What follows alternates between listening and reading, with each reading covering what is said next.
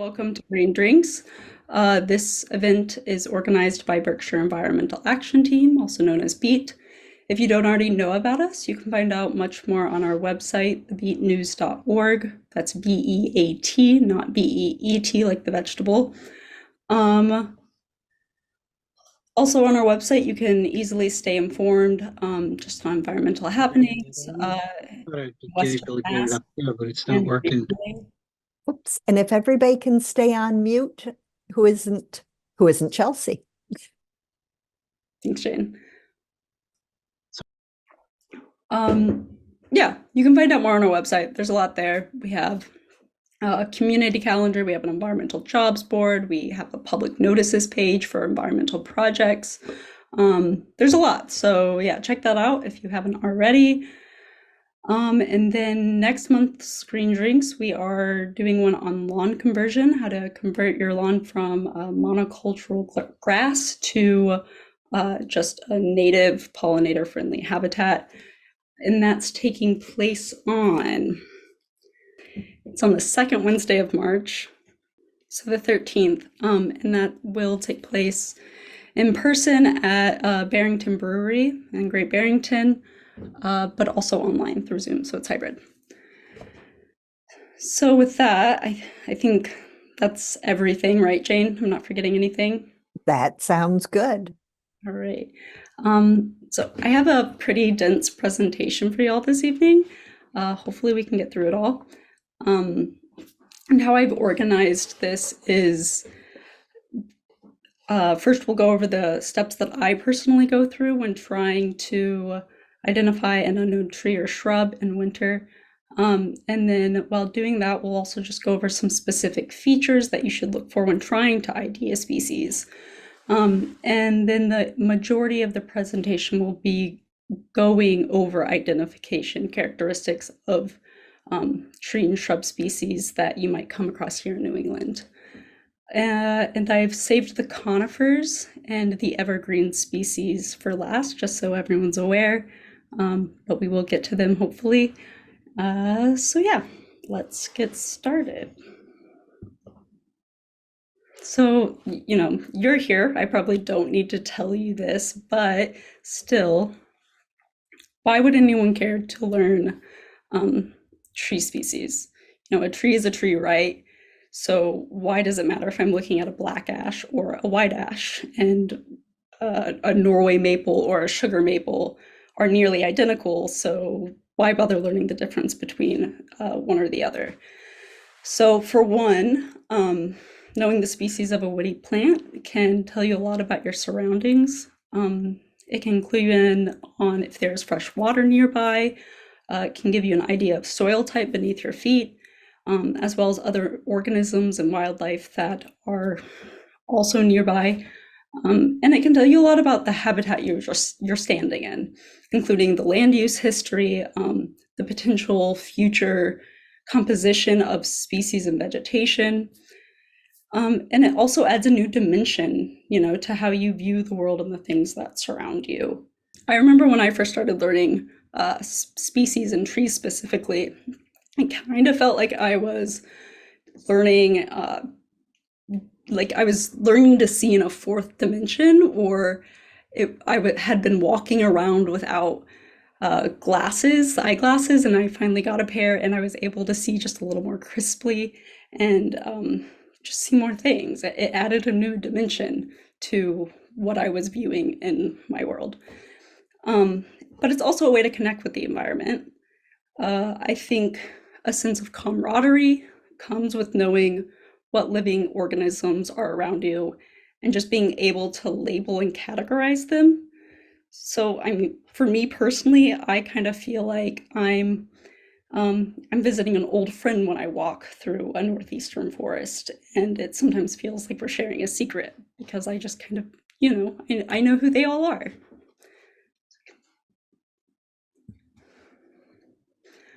So you can kind of do any of these steps to ID in any order.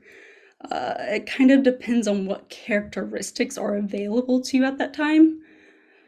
With some species, all you need is one characteristic, to determine what it is, and then other times you might need to go through all these steps to identification, and even then some before coming to an answer. So one, is it coniferous or evergreen? If it's a yes to one of these, excuse me, coniferous just means cone bearing. But if it's a yes to one or either of these, it really narrows down the possibilities. And then are the twigs and buds arranged oppositely or alternately from one another? You also might hear me refer to this as the branching pattern. And then you want to take note of the bark and see if there are any notable characteristics there, which we'll go over soon. And just take note of where you are. What's around you? How is the tree growing? And what's the overall shape? And then examine the twig and bud. And then any other notable characteristics. Does it have any spiny or thorny structures growing on it? Are there multiple stems or just one trunk? Can you see a fruit or flower? Things like that. So even though we are going to save the conifers for last and the evergreens, I just wanted to point out some of these terms and their distinctions, because people often use evergreen and coniferous interchangeably. Similarly, deciduous and broadleaf are often used interchangeably. However, not all coniferous trees are evergreen and not all broadleaf trees are deciduous. So deciduous just refers to woody plants that shed their leaves annually, and evergreen is when leaves remain green and intact and functioning for more than one growing season. As I said at the last slide, coniferous just means cone bearing, so they produce cones. And broadleaf refers to plants that have wide, flat leaves. Most deciduous hardwood trees are alternate branching, and the only two groups of species that really grow to tree size are ash and maples. There are multiple groups of opposite branching shrubs, however, but regardless, if an individual is opposite branching, that really narrows down the options for what it could be. So I have a couple of mnemonic devices here that you can use to help remember which groups of plants typically grow in this opposite branching pattern. Madcap horse, which is maple, ash, dogwood; Caprifoliaceae, which I know just rolls right off the tongue, but it's the honeysuckle genus. Sorry, not genus, family. And then horse chestnut. I prefer the ham-lived, even though it's more to remember. It's a little broader, and it doesn't have Caprifoliaceae in it. So honeysuckle, ash, maple, lilacs, viburnum, which is a genus, and then elderberry and dogwood. And then we have bark characteristics. So, take note of, does it exfoliate or peel in strips? Venticels, lenticels I have here. That was supposed to be visible lenticels, and we'll talk about lenticels a little bit more in a couple slides. Is the bark smooth? Is the bark scaly? Is it shiny? Is it corky? Definitely touch it. But also keep in mind that bark changes on individual trees as they mature and grow in diameter. Form, structure, and habitat. So, how many stems or trunks does it have? What's the height to diameter ratio?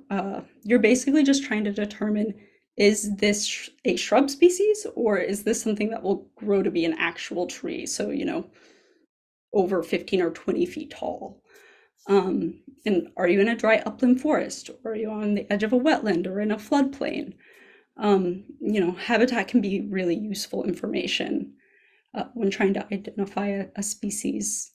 And then also be mindful of space and light availability and just the vegetation structure around you. A red oak that growing in a forest is not going to take on the same growth structure, and just, like silhouette as one that grows in an open field. So just be mindful of that. All right, we're going to go through twig and bud morphology, hopefully somewhat quickly, but buds are just essentially an undeveloped stem that contains undeveloped leaves and also sometimes undeveloped flowers. We have terminal buds, which are the buds that are at the top of the twig, and then lateral buds, which are the buds on the side of the twig.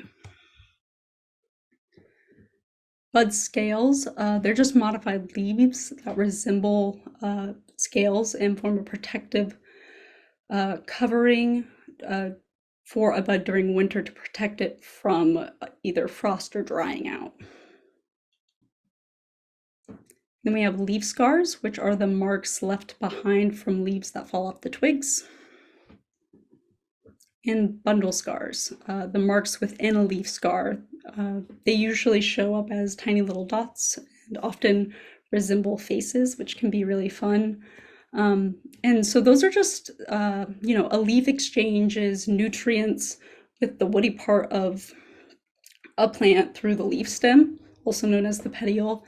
And so the bundle scars are just showing where that exchange was taking place. It's almost like little tubes that exchange nutrients.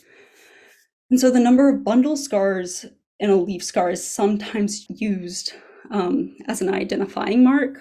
And because it's pretty consistent across species, but you'll probably be happy to know that we're not going to use that tonight.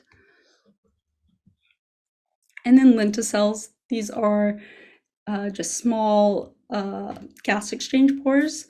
They're typically lighter colored and appear as small dots on the twigs, or sometimes appearing as horizontal lines on a trunk. And then we have a bundle scale scar, and this is just thin lines encircling the twig, and it indicates where last year's terminal bud, so that top bud, was. And it separates new growth from old growth, so it shows just how much a twig grew within a year, which is pretty cool.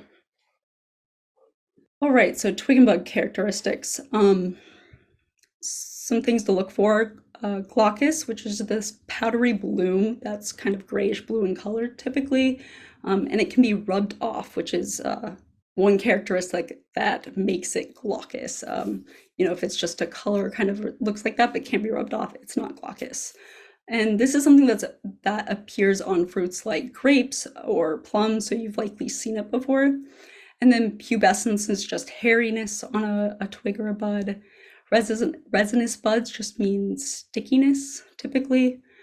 And then naked leaf buds, so that means no scales covering it. And usually you can, if you look closely, you can kind of see these lines of a tiny folded leaf. And then some twigs also have flower buds that look very different from their leaf buds. Not all twigs have that though during winter. And then superposed or collateral buds. This is just when buds are clustered above one leaf scar. So that means there needs to be more than one, so two or more buds above one leaf scar. And if it's superposed, that means they are vertically clustered, and if it's collateral, it is horizontally. So we aren't going to look at any species that are superposed tonight, but we will look at some collateral buds. And then during this presentation, I'm going to highlight these notable features as we go through the twigs and buds of specific species, just because they kind of go hand in hand for the most part. But some things to look for are scent. Some species have very distinct smells when you cut or bruise their twigs. And then also persistent fruit structures that are still attached to the twigs even after the seeds have gone. And just to be clear, botanically speaking, all flowering plants produce fruit. So I'm going to refer to parts of plants as fruit throughout this presentation. But just because something is botanically called a fruit does not mean it's edible like an orange. And then, are there any thorns, prickles, spines, any physical defense mechanisms on the tree or shrub? And marcescence is just the retention of dead leaves on twigs and branches. So getting into the ID portion, and specifically bark identification. Birch trees are a genus of tree that you can typically tell what species they are just from looking at their bark alone, and you often don't need to look at anything else.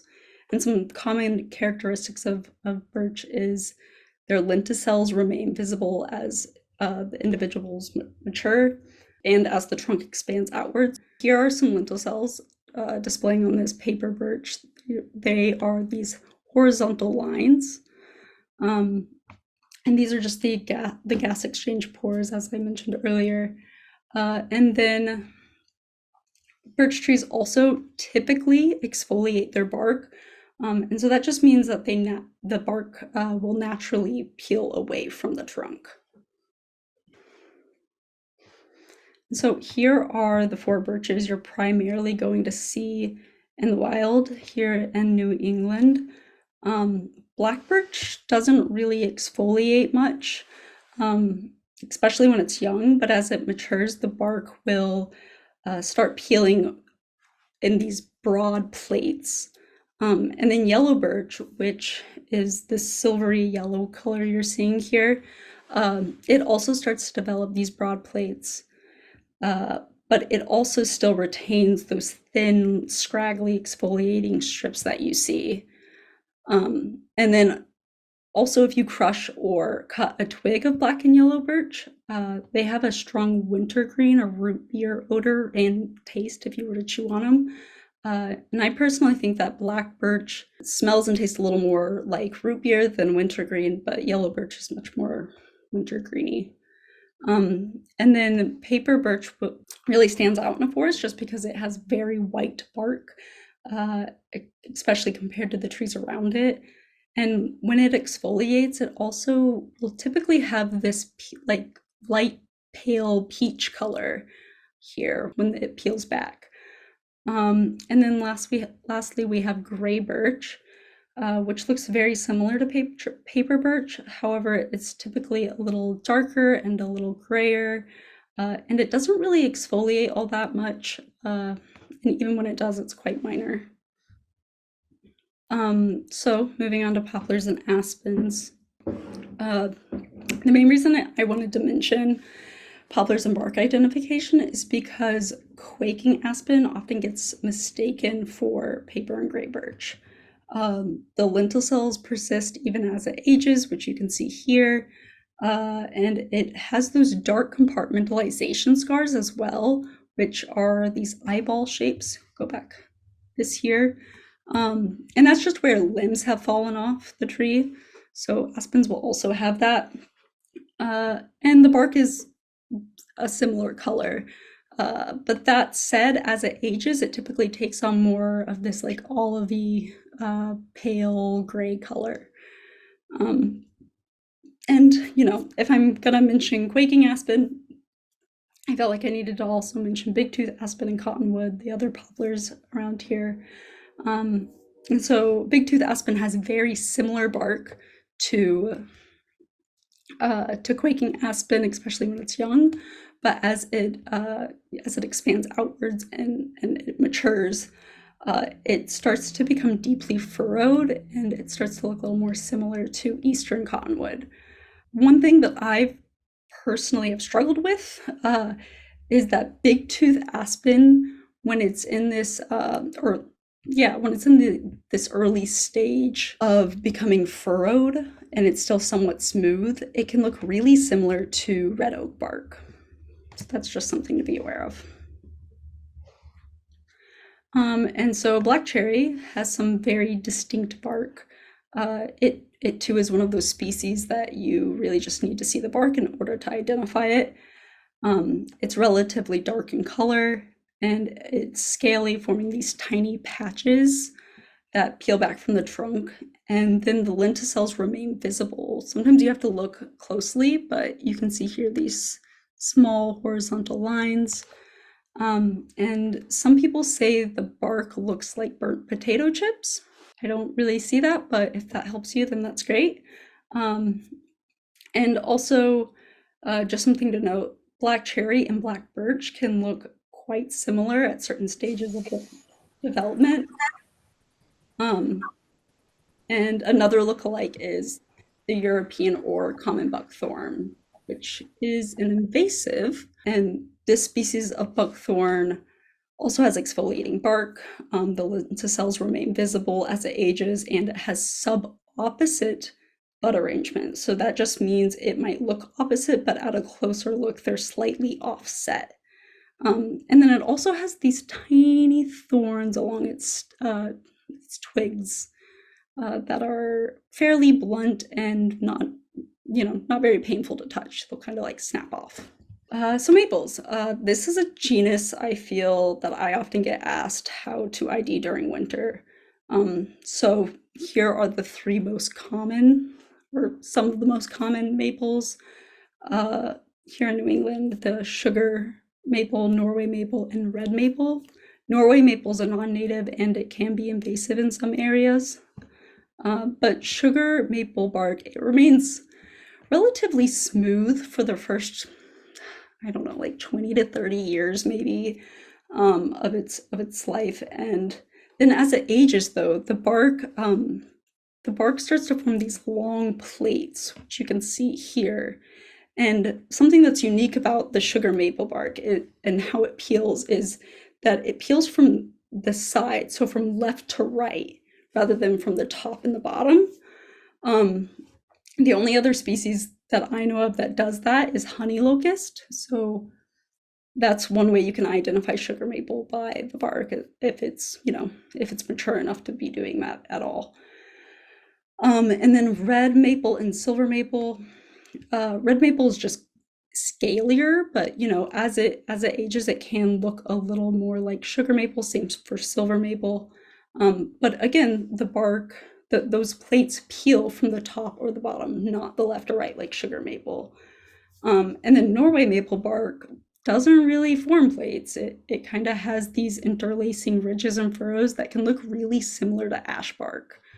So just for reference, this Norway maple photo and then this sugar maple one to the right, those trees are nearly the same size. So you can kind of see the difference there. And then a unique characteristic of red maple bark is that it can develop this target canker, which is just a fungal disease that displays itself in these like concentric cracks in the bark that kind of resemble a target. And in this region, the target canker only develops in red maples, no other species. So not all red maples have it, so you can't really use it always as an identifying characteristic, but if you ever see that, then it's a target, or sorry, it's a red maple, at least if you're here in the Northeast. And then striped maples have some really cool bark. They're green and they have these long, narrow, vertical stripes. And this is a characteristic that remains even as the tree matures. And you typically don't see striped maples get this large, like the photo in the left here.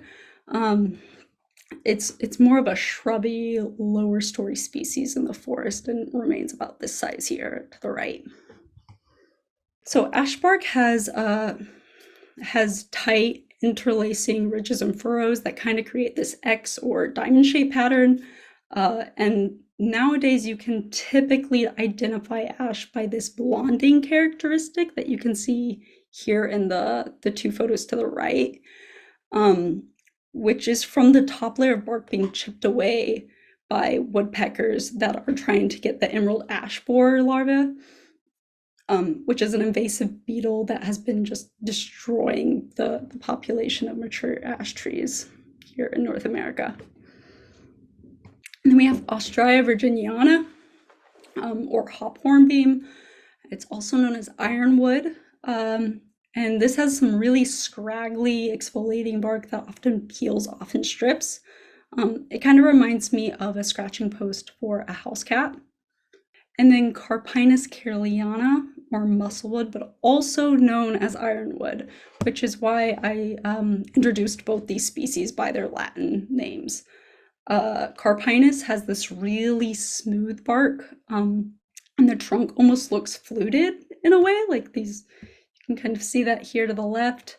and it gives it this muscly look, which, refers to the common name musclewood. And then we have American beech, another species that's just kind of getting destroyed by an invasive insect, but also a fungus. And so typically beech trees have this really smooth gray bark that you're seeing here to the left. But it's actually quite hard to find trees in the forest nowadays that don't have some sort of sign of this insect that you can see here to the right. It's a scale insect, so it just kind of looks like tiny white dots. It can be a little woolly. Also, just to be clear, this photo to the far right with all of the insects on it, that was taken while the tree was wet, so that's why the bark is so dark there. As this insect takes over and then the fungus is introduced, it starts getting these tiny little dots and blisters all over the trunk, and it doesn't look at all like this smooth bark that beech is known for. And eventually it kind of looks like there are bullet holes in the trunk. Then we have shagbark hickory, another species that sheds its bark, giving it that shaggy appearance. Sometimes people mistake this for Ostraya virginiana, that ironwood or hop hornbeam. So note that the shagbark hickory, it exfoliates in broad, thin plates, rather than those really scraggly pieces like Ostraya. And so I'm not going to go too far into this, but basically the massive genus Quercus is separated into groups, and here in the Northeast we only need to really concern ourselves with two, the red oaks and the white oaks, and they're distinguished by several easily observed features, but we are just going to focus on the bark and twigs. The red oak group, the bark is dark compared to white oaks, smooth or rigid.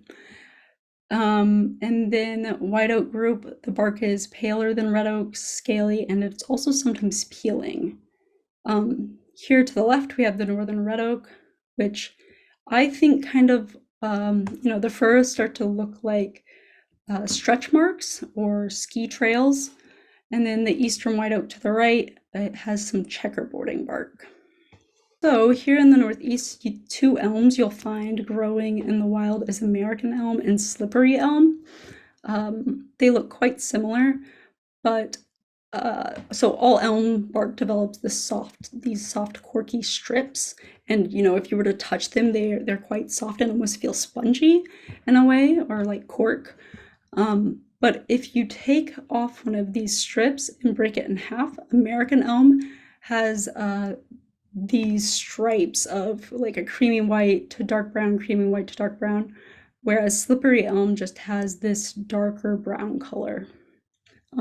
American elm also has these white patches on its bark, whereas slippery elm doesn't. But American elm, it's not always that obvious either, like it is here.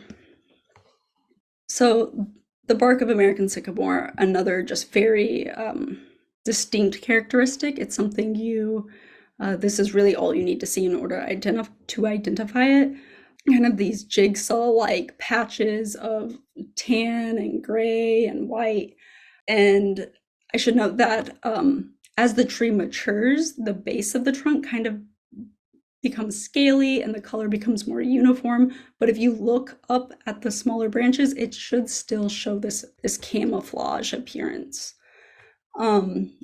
It also has persistent fruit, so these medium-sized like balls that dangle singly from long stems and kind of look like ornaments on the tree. Of course, they aren't always there, it kind of depends. So moving on to form and structure, we're only going to talk about a few species here, but one is, this is a genus, but elms. Many elms have this iconic vase or bouquet shape where they have this tall, straight trunk, and then just these like kind of squirrely branches and then drooping twigs, which is one reason it was planted as a street tree for so long. It just has a very graceful form. And elms are also known to have this root structure that will buttress and rise above the ground, which is called a buttressed base, which you can see here. And then we have black locust, which is it's a very Seussian looking tree to me. It has this very irregular crown. Even its trunk is not very straight. It just curves all over the place. And then a notable feature of it is that it has short, stiff thorns on the young trunk and smaller branches of mature trees, which you can see here. And then the form and structure of ash. It is consistently perfectly opposite in its arrangement. Even the larger branches do a great job at keeping that opposite arrangement, growing directly out to the side, almost like a wishbone from a turkey. And now on to twigs and buds. So let's see, it's 6:38. If you can get your eyes on, or hands on a twig and bud, it's a great way to identify tree species. Maples, again, are oppositely arranged, and the leaf scars abut or are connected by a line. So you can see that here on this twig to the left, which is a box elder. You can see that the leaf scars come together and connect. And then here on the Norway maple, also touching, and that's one characteristic of maples.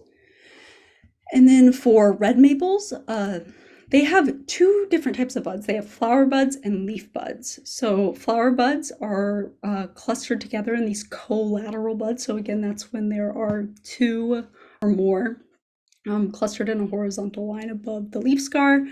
And the collateral buds, they're just a little more globular. Round, and the leaf buds are more pointed. And here we're comparing the maples. Sugar maple has one easy way to remember what their twig and bud look like is the buds are small, sharp, start with an S, small, sharp sugar maple, and they're also kind of the color of maple syrup, which sugar maple is the tree we get maple syrup from. And the Norway maple, it's much larger for the most part. I shouldn't say much larger. It's larger. The bud is larger than sugar maple and red maple. And it's typically this like purpley green color, more green towards the base of the bud, and then becomes a purple color up top. And then red maple, red buds, the newer twig is also typically red. And then two of the most unique maples in our region is the striped maple and the box elder maple. Striped maple, which has that striped bark that I showed you earlier, has these very obvious terminal bud scars, and then it's very big dark bud. And then box elder maple is glaucous. And I just have a video here, a very short one, to show you how it rubs off.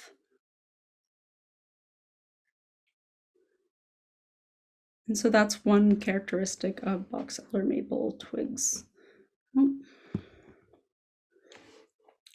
Here are the three ash species native to New England. So black ash, you won't see that often. It's a species that likes to keep its feet wet, so it's only a wetland species, and it's just not as common, but it has a very dark bud. And then white and green ash, they can look really similar, and you'll see them, more in upland forest for the most part. And so white ash, its bud kind of sits in to its leaf scar. Its leaf scar wraps around it, which you can see here. Whereas with green ash, it sits atop the leaf scar. And then the terminal buds kind of resemble a camel's foot, and again, they're oppositely arranged. American beech, long, pointy, cigar-shaped buds. I think their buds are fairly unique. You don't really see any quite as long and slender as you do on the American beech, at least in our woods. And then it will likely have dead leaves still attached in some spots, which again is called morsescence. And this is a common characteristic of the beech family, Fagaceae, which is also the oaks are in that family. So that's something you'll see with oaks often as well. So American witch hazel, this is one of my favorite species, I think, to come across in the woods. It just an interesting fact about it is it's our only native fall blooming shrub. Um, so the leaf buds are stalked and they're naked. So they don't have scales on it. And if you look really closely, the naked winter bud can kind of resemble a deer's foot, but it's actually just a tiny folded leaf. And then the flower buds are here.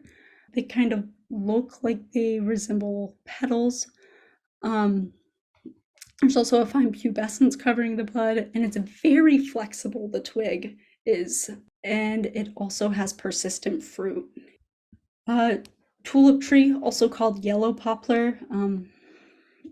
It's glaucous, and it has a terminal bud that's kind of shaped like a duck's bill, which you can kind of see here to the left. It's slightly smushed, and it has this line. And then it's a lovely maroon color.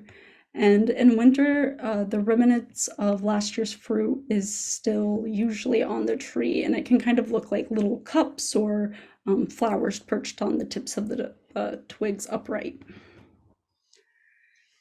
And then we have American basswood. They have these asymmetrical knobby buds with a bud scale that noticeably juts out, which you can see here, and often splotchy coloring of red and gray at the tips of their twig. And then the twigs are also distinctly zigzag, which you can see in this photo on the right. And then basswood also has fruit that persist, and they display as these tiny balls that hang down and are attached to slender, leafy, wing-like structures. So all oaks have buds that are clustered at the tips of their twigs. Red oak has buds that are larger and more pointed, and then white oak, they're just a little blunter, a little smaller than red oak. So you can see that here. There are many willow species in our region, and the smaller shrubby species can be really difficult to differentiate. So we're just going to focus on the common characteristics of willows and just kind of look at these for a moment. So the twigs are really slender and flexible, kind of almost whip-like. They have an alternate branching pattern. And I would say the defining characteristic is that the buds are tightly pressed to the twig. So you can see that here in these photos, where they're basically just hugging the twig. And they're primarily shrubs and also found in wet areas or near water. So I'm just now realizing it's 6:47. I want to make sure we have time for questions. I think I just have a couple more twigs and buds, so I can stop there. Sounds good. And then we're going to have you back to do all the evergreens and conifers. Yeah. So poplars and aspens alternately arranged. They have pointy buds with scales that overlap like shingles.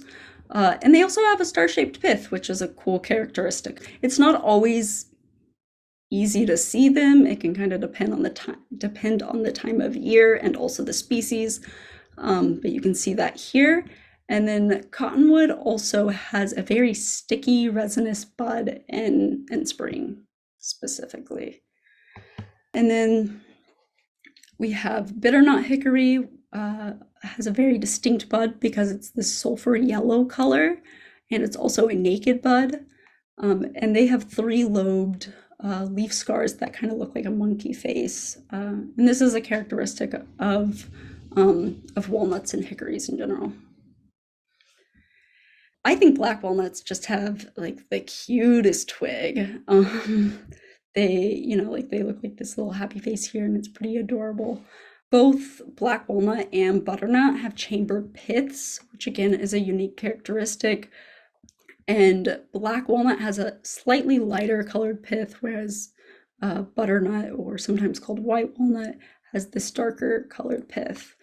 And then butternut has this thick line of hair pubescence above its leaf scar, which is a really unique characteristic. I don't know of any other species that has that around here. And then we have staghorn sumac.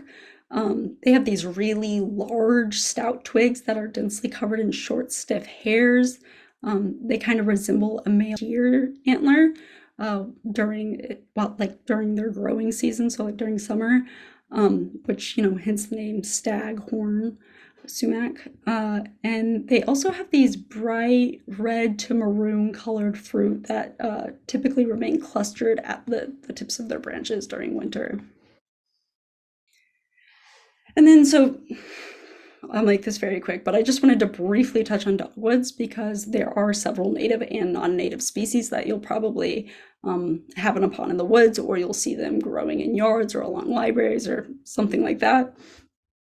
And, there are multiple ways to actually identify them by species, but for the most part, native dogwoods are all fairly shrubby and never really tend to reach tree size. And this is also, I guess, a good time to say that there's going to be an exception to any of the rules I've laid out here. So yes, dogwoods are typically oppositely arranged, but we just so happen to have an alternate leaf dogwood, which is the common name, alternate leaf dogwood, Acornis alternifolia. And something real quick that I wanted to point out, this here is a characteristic that I often see with dogwoods. The branches and twigs will display this upward growth characteristic. So with that, I guess I'm gonna stop sharing so we can actually get to questions. Cool. And I think if people want to raise hands using the little reactions button down at the bottom and say raise hand, that might work best. Or if there aren't that many questions, maybe we can just feel free to unmute and we'll see if that'll work.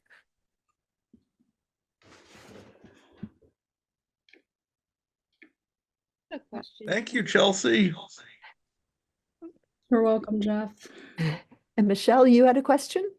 Yeah, it's not so much about identification, unless somebody has an identification question, please go for it. But it's about lichen. I've just been noticing so much more lichen on different stands of trees around, and I don't know if you know anything about that, why that would be the case. But it seems consistent, like around when I'm driving, the trees are just covered in lichen. I'm in Housatonic. And behind my house, and I was up skiing at Butternut, and lots of trees in the woods were covered in lichen. I never noticed that before any other years, actually. Well, I've been noticing like an increase in over maybe the last 2 years. Yeah, so I mean, I know that lichen is an indicator to, good air quality. I'm sure there's probably some species specific lichen that grow on certain trees. I don't really know any of those though. If anyone does, please feel free to unmute. Thank you. Any other questions? Oh, we've got a question in the chat. I noticed striped maples at Pleasant Valley with almost black bark this year. Any idea why they seem to have their bark darker than usual? I'm wondering if maybe this has something to do with the size of the tree. I've noticed that typically the smaller trees tend to have darker bark than the ones that are larger. So that could have something to do with it. It could also just be like the soil conditions that that could very likely be the cause. And Susan, you want to go ahead?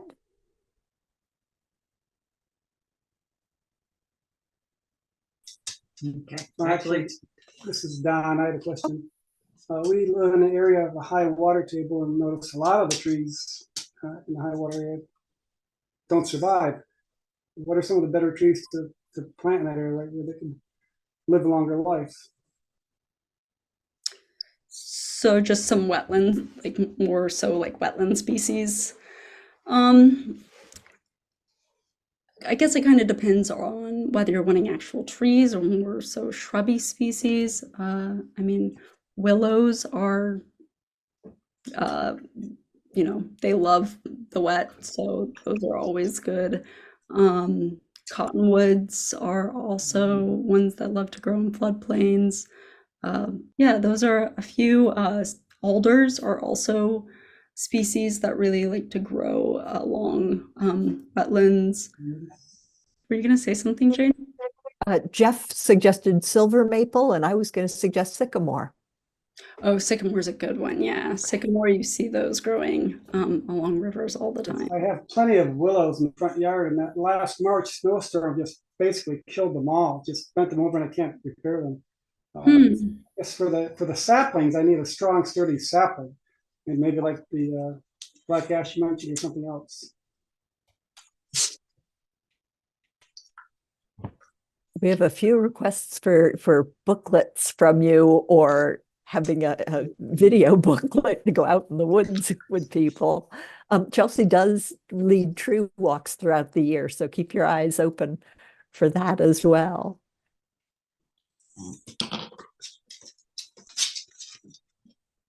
Oh, also a question in the chat. In winter, would a better way of identifying trees be by twigs and buds instead of bark?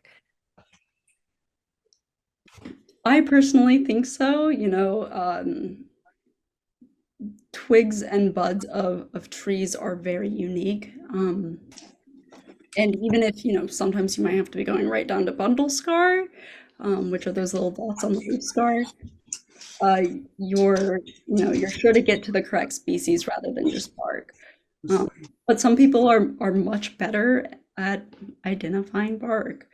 But yeah, if you want to be certain, definitely go with twig and bud.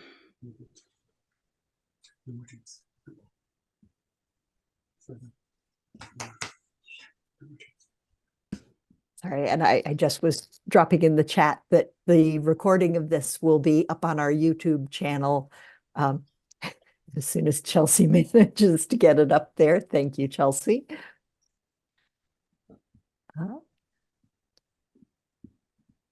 Any other questions?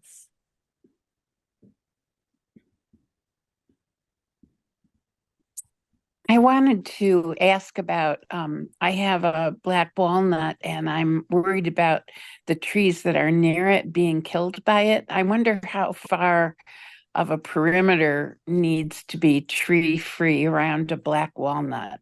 Thanks. So this actually isn't, this is kind of a myth that black walnuts will kill other plants around it. So black walnuts, they do contain juglone, which is the chemical that it will kill, it will kill things. It's called allopathy, when plants kill other plants through chemicals. However, there was recently, just over the last, I don't know, 5 or 10 years, this study done that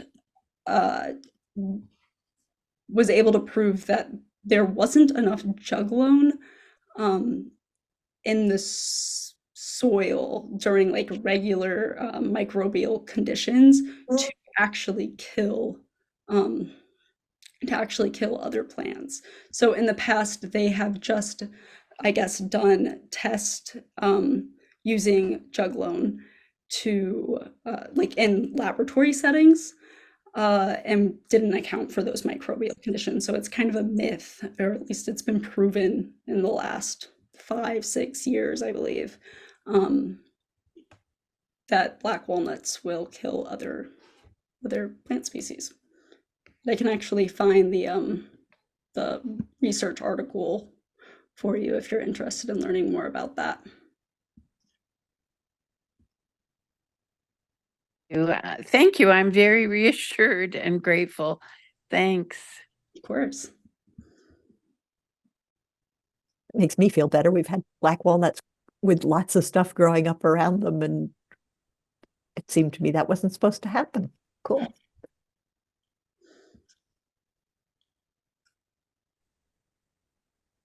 Any other questions? Sure. I'm wondering if you could compare some of the common viburnum species. Oh, I mean, you know, like the nanny berries and raisin berries, raisin bush, hupplebush. She um, looks very kind. I'm Or maybe that's for another talk. Yeah, Right. I'm wondering, like, can I really do this well? Just by describing it, I feel like I need photos. Yeah. Um, But that sounds like a really good one for another green drinks. I'd be really interested in that too.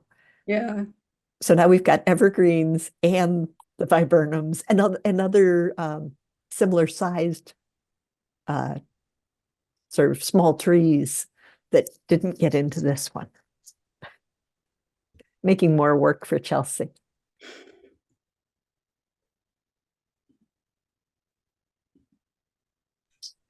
Chelsey, Don mentioned the willow trees that we had out front that suffered from the storms, but they're sort of a miniature willow tree. They're not the classical big willow tree that I think of. They're kind of on the smaller side. Is that sort of a subspecies of the willow? so about what size height wise? They probably grow to 15 feet, maybe About a 3-inch, 4-inch diameter. 3 or 4 inch diameter. Most willows around here are actually shrub species, so they grow 15 feet or less. I think so we have white willow and black willow. Those are the ones that will become large trees. I know that there are some cultivars of weeping willow that can handle, colder conditions that we have around here also. But yeah, most of them are actually shrubby. Because I think we had kind of hoped it would grow into, the big willow tree that we think of, but instead there's all these, sort of bushes and the branches keep breaking off from snow and ice, and the poor things are just having a hard time. So, Yeah, well, willows are also known for having really soft wood, so they'll like readily just their branches will break, and they also will continuously send up like little sprouts and suckers from their base. yeah. All right. So we really need to buy an actual, a large willow tree. Or something like that. Something. Yeah, black or white willow are the ones that turn into actual big trees around here. Yeah, good. Okay, thank you. Yeah, of course. How can I find out when if you're giving a tree walk? You can look on our website, or also sign up for our newsletter, the Beat News. We always list them there as well, which you can do that Next through. weekend.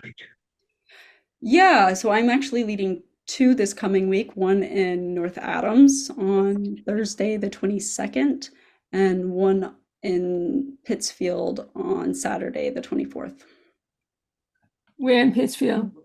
Springside Park. Okay. And there is a capacity limit to that, so if anyone's interested, please email or call us so that you can register. Thank you. I dropped into the chat a link to the calendar on our website, and then just our website. If you want to sign up for our newsletter, we get that into that as well.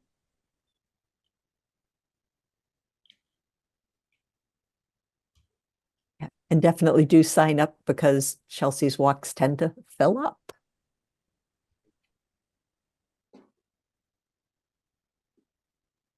Indeed. Any last questions? Where's the North Adams one? It's at the tourist property, so the tourist hotel. Yes, I know where it is. Okay, thank you. You're welcome. Fantastic. Well, thank you, Chelsey, so much. I know I learned a ton. I wish I could go out on every one of your walks. I learn so much every time, and I thought I was pretty good at trees. Not so much. And thank you, everyone, for coming. This was a great evening, and we will have to have a couple more with Chelsey. So thank you, and have a great evening. Thank you. Thank you, Chelsea. Thank you.